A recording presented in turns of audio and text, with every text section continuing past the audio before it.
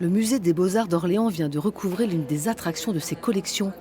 Le Saint Thomas du maître de la peinture espagnol Velázquez est de retour du Louvre où il a été restauré pour redonner du vif à cette main hyper réaliste. Puis la manche, que là, on peut voir le peintre en train de peindre. On a ce pinceau qui se promène et qui, par endroits, ne laisse pas de matière parce que la matière sèche sur le pinceau et qui avait été à un moment donné entièrement repeint. Lors d'une restauration, cette manche n'a pas été comprise. On a cru que c'était une lacune et elle avait été repeinte en entier. Diego Velázquez a moins de 20 ans quand il réalise cette huile aux alentours de 1618, avec cette lumière particulière qui aura l'heure de plaire en cour d'Espagne et dont Velázquez deviendra le peintre officiel.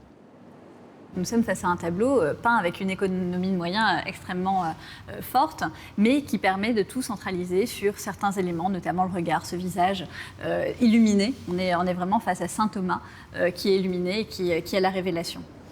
Cette peinture du maître espagnol d'une valeur inestimable a été acquise en 1837 par le musée des Beaux-Arts auprès d'un marchand ibérique. C'est une très grande chance d'avoir ce tableau et peut-être qu'on ne l'aurait pas eu si Velázquez n'avait pas été oublié. Au 19e siècle, au début du 19e siècle, on ne connaît plus bien Velázquez et quand il l'a acheté, c'est comme un tableau de Murillo, qui est inversement un peintre extrêmement connu, un grand peintre espagnol.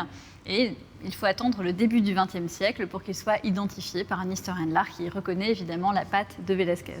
Attention chef-d'œuvre, le Saint Thomas du musée d'Orléans est l'un des 2 seuls tableaux de Velázquez inscrits aux collections publiques.